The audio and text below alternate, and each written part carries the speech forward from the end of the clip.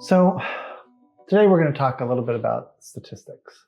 Kind of a surprise to a lot of psychology majors, I think. Statistics is a fairly significant part of psychological education in terms of getting an undergraduate degree in psychology. Unfortunately, statistics is not necessarily people's favorite part of the psychology undergraduate major. I mean, if you really love the idea of statistics, maybe you would just be enrolled in a statistics class or be a statistics major and not a psychology class, right? Why do you do all the statistics and programming and data stuff? Like, why don't we just use common sense, right?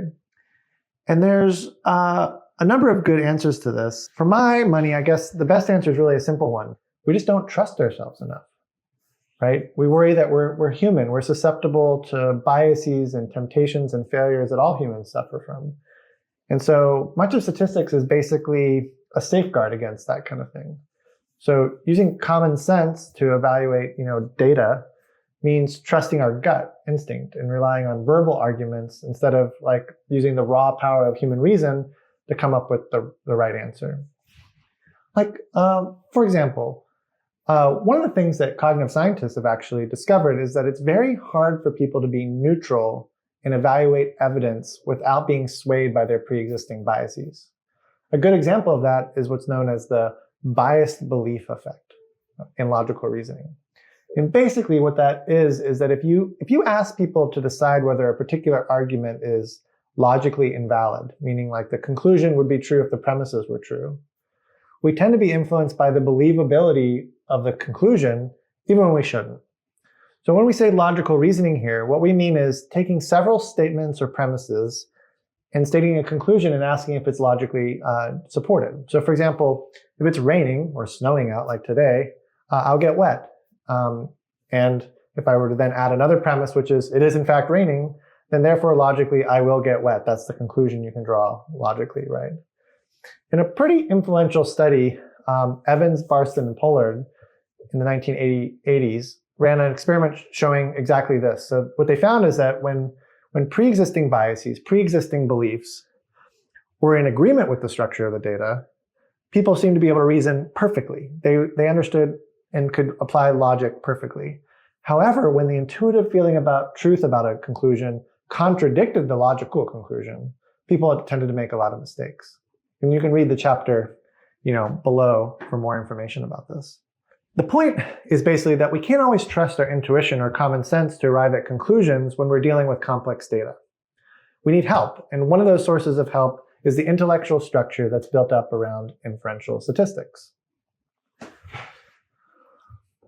So another reason is that data often tells us more than one story. And so learning about statistics gives us information that we need to know to understand how that works. Consider this cautionary tale from the University of California in the 1970s that's described in the text. Okay, so basically, the admissions office at the graduate school became kind of concerned because they were looking at the statistics of overall graduate admissions, and they found that men were being admitted to grad school about 46% of the time, and women only 35% of the time. And this was really showing and maybe suggested some type of sexism in the treatment of women applicants. However, a more careful analysis of the same data revealed some kind of confusing patterns. So for example, here's a table right here, somewhere right here, of 6 of the individual departments. And what you can see in a few of these cases is that women are actually being admitted more than men as a percentage of the total applicants. And in other departments, things were more or less even. So what gives? Like if anything, this looks like some departments are being really unfair to the men, right? An important piece of the puzzle here is the fact that departments differ into how many students they admit overall. Some engineering and math disciplines have actually rather high rates of admission, while others like English are much smaller and more selective. In addition, men and women tend to differ in which departments they apply to. So women in this data tended to apply to departments like, for example, English, which had lower overall acceptance rates, while men applied to those with higher acceptance rates. There's a lot to say about this pattern, known as Simpson's paradox, and you can read up about it if you're interested. But the main point is that doing research from real data can be subtle and counterintuitive in many different ways. And thus, we need kind of sophisticated methods for thinking about and analyzing data to avoid drawing incorrect conclusions and possibly damaging ones. So importantly, in this example, I'm not saying that there isn't a gender bias in the Berkeley data set. There are many other questions we can ask, including why women might not apply to engineering disciplines in the first place. But the point is that careful analysis of the data is one part of establishing the truth of what's actually going on in any given situation. So earlier on, I was sort of like empathizing with a student who was studying psychology and was kind of disappointed about how much statistics there is in their major. And I guess we could go back to the question, like, why is that the case? Like, why is there so much goddamn statistics in psychology, right? Perhaps the most obvious reason is that what we're studying in psychology, people are complicated and messy, right? We're all like a little bit different from one another in like our abilities, our behavior, our personality, and our temperament, right? And as mentioned in the textbook, there's kind of a joke amongst physicists, right? That says something like, if you need statistics to analyze the result of your experiment, you did it wrong. Like you shouldn't have done that experiment. And while that's not a bad goal to have like really robust, obvious findings that you don't need statistics in order to draw conclusions about, it's very unlikely to be the case within psychology. And we actually then have to depend on statistics in order to be able to judge and express confidence in our findings. So I think one interesting question though is like, why do we have to learn this? Like, can't we just hire somebody else to do this? Like, can't we hire a statistics consultant? Or isn't that what statisticians, like what do statisticians do as their job if they don't help other people do statistics, right? And this is actually a great question. I mean, research should be a team effort and often is, right? So we go collaborate with statisticians and ask them how to design our study and analyze it, right? And we'll just be the psychologists. We'll focus on the aspects that have to do with interesting questions about the mind. And there's several issues with this. So the first one is that good experiment design sort of goes hand in hand with good statistics, basically.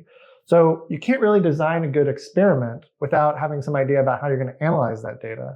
And so it requires, even being just the psychologist hat and being the person who's going to study the psychology, you need to know enough statistics in order to design a good and informative experiment. The second thing is that if you're a psychologist, you're going to have to read papers by other people, right? And those people are probably going to be reporting statistics in their papers, right?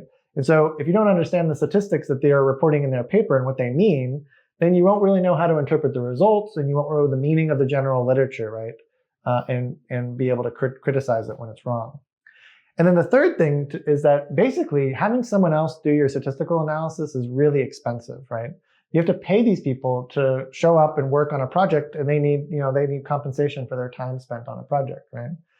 And so generally, society doesn't actually provide enough research funding for psychological research to enable all of us to be able to afford to hire statisticians for all the different types of research projects and questions that we might want to ask. In some areas of science, let's say like working on like coronavirus vaccine, right? You can imagine that scientists working on designing the mRNA or, the aspects of the vaccine itself are not the ones that are actually designing the statistical test to judge whether the vaccine is safe. So there is division of labor like that, but that's in a case where it's incredibly important for society and there's a lot of research funding available to make that happen, right? Psychology is much less funded, and so, and maybe that's actually for fair reasons. And so we can't get by without being a little bit more like DIY with regard to our statistics, okay? So maybe a final reason that we need to know statistics is that they're basically everywhere in our daily life, right? We're in the middle of this global pandemic right now. Is it safe to go to a bar or a restaurant? Well, there's some new article with some statistics saying yes or no, right? At the level of public policy, should schools remain open or should they be closed, right? again, you're going to see statistical arguments frequently presented on either side of that argument, right? So how effective is the vaccine? Are some countries doing better than others in controlling the spread, or after controlling for things like population size, the general age of the population, and so forth, right? The point is that all of these are very important questions that touch directly on your life and your future, and all are going to be presented in some way as a statistical argument or arguments that are made from samples of data with some uncertainty associated with them. So the more you know about statistics, the more you can become a savvy consumer of this information, and you're better able to make decisions to protect yourself and your family, even if you're not going to continue doing research. Okay, so we've reached the end of the lecture that we needed to talk about today. I guess the main take-home message is statistics is really an unavoidable part of training in psychological research. And so we can't help but avoid review many statistical concepts while teaching you how to design experiments. Partly, as I said earlier, these two concepts go hand in hand, the design of an experiment and the analysis of it. That said, I want to make this class as practical and useful to you as possible. And so I think you'll find some of the hands-on nature of this course a bit of a change from the way that you might have studied statistics in the past. And this is more about putting this knowledge into action and using it to derive insights from data. And hopefully this kind of new approach will inspire you and make things much less scary than they typically are when we start talking about statistics, okay? So talk soon.